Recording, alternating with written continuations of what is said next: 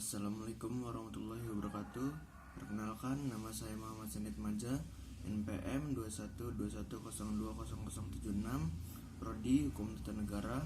Tujuan saya membuat video ini untuk memenuhi tugas mata kuliah Filsafat Hukum Islam dengan materi berjudul Instrumen dalam Filsafat Hukum Islam. Pengertian filsafat hukum Islam. Filsafat dalam Dictionary of Philosophy berasal dari dua kata, yakni philos dan sophia. Philos artinya cinta, sedangkan sophia artinya kebijakan. Philosophis as love of wisdom. Filsafat sebagai pemikiran mendalam melalui cinta dan kebijaksanaan. Filsafat hukum adalah pengetahuan tentang pemikiran mendalam, sistematis, logis, dan radikal tentang berbagai aturan yang berlaku dalam kehidupan manusia, baik aturan masyarakat maupun aturan bernegara.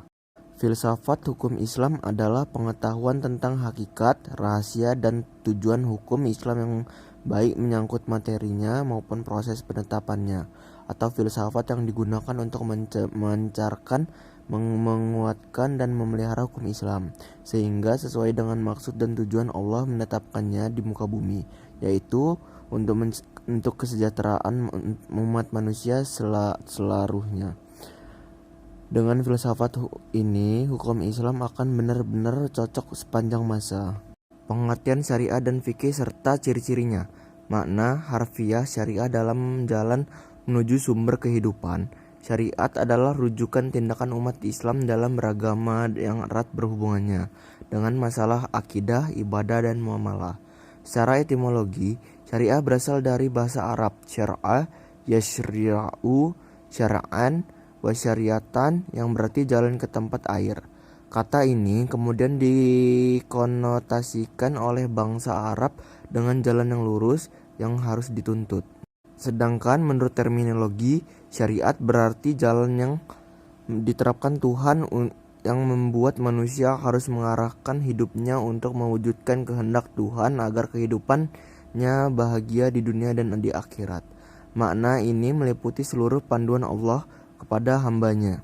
Para rasul menyampaikan kepada umatnya agar diamalkan di dalam kehidupan sehari-hari, baik dalam bentuk akidah, akhlak, muamalah, dan sebagainya.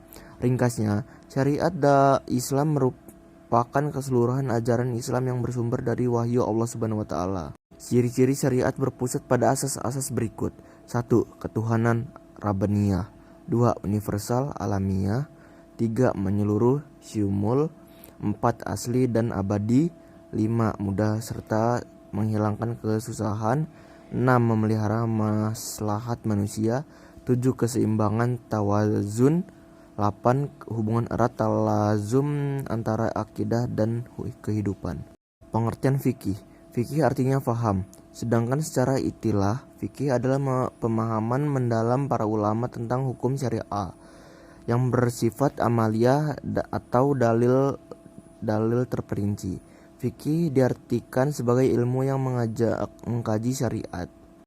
Secara semantis, kata fikih bermakna al-asyasya, al-dakikah, faham yang mendalam, mengetahui, paham terhadap pembicaraan orang lain, atau mengetahui sesuatu dan memahami dengan baik. Sedangkan menurut istilah adalah hasil penjabaran praktis tentang hukum-hukum syariat yang berkait dengan perbuatan mukallaf yang diambil dari dalil-dalil terperinci. Fikih sering disebut juga dengan jurisprudensi. Pengertian tasri. Tasri adalah kata yang diambil dari lafaz syariah yang artinya jalan yang lurus.